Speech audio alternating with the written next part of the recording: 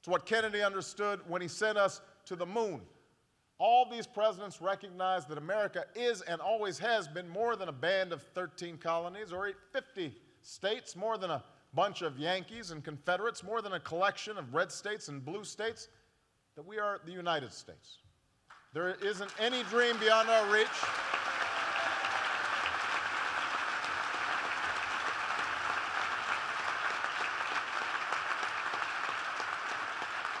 There is no dream beyond our reach, any obstacle that can stand in our way when we recognize that our individual liberty is served, not negated, by a recognition of the common good. That is the spirit we are called to show once more. The challenges we face are very different now. 2 wars, an economic crisis unlike any we've seen in our lifetime. Jobs have been lost, pensions are gone, families' dreams have been endangered, healthcare costs are exploding, schools are falling short. We have an energy crisis that's hampering our economy and threatening our planet and enriching our adversaries.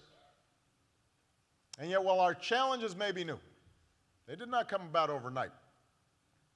Ultimately, they result from a failure to meet the test that Lincoln set. Now, understand, there have been times in our history when our government has misjudged what we can do by individual effort alone and what we can only do together. When we didn't draw the line as effectively as we should have, when government has done things that people can and should do for themselves.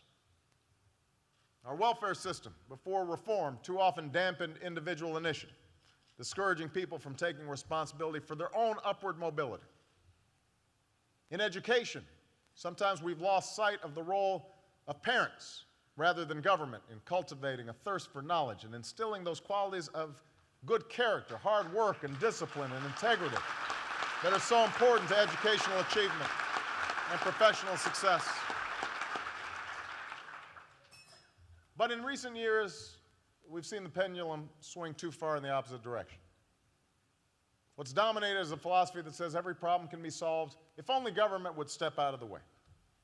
That if government were just dismantled and divvied up into tax breaks, that it would somehow benefit us all. Such knee-jerk disdain for government, this constant rejection of any common endeavor, cannot rebuild our levees or our roads or our bridges. It can't refurbish our schools or modernize our healthcare system. It can't lead to the next medical discovery or yield the research and technology that will spark a clean energy economy. Only a nation can do those things.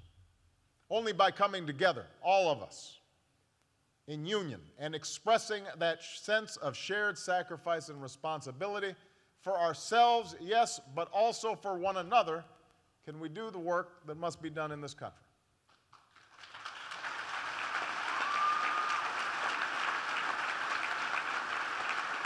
That is part of the definition of being American.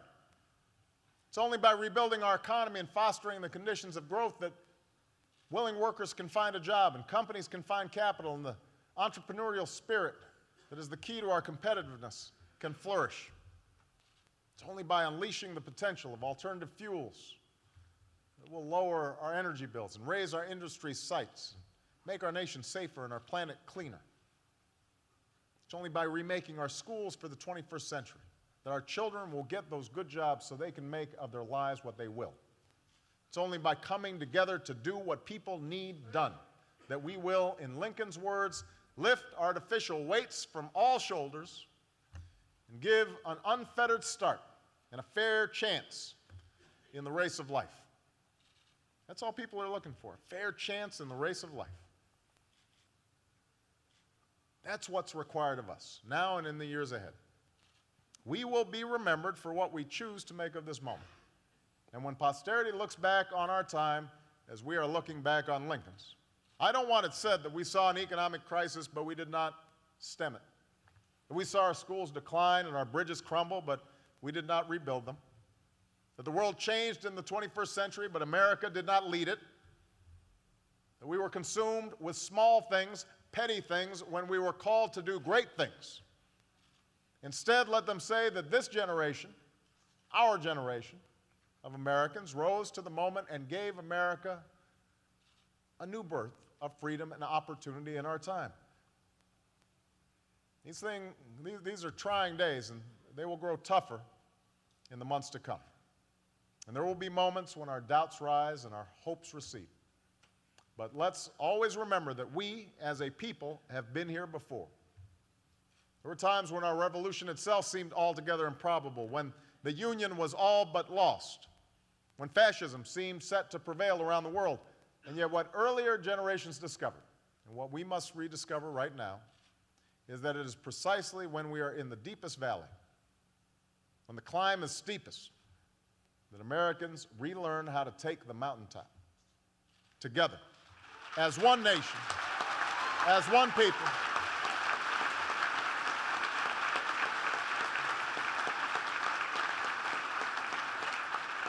As one nation, as one people. That's how we will beat back our present dangers. That is how we will surpass what trials may come. That's how we will do what Lincoln called on us all to do, and nobly save the last best hope on earth. That's what this is, the last best hope on earth. Lincoln has passed that legacy on to us. It is now our responsibility to pass it on to the next generation. Thank you. God bless you, and may God bless the United States of America.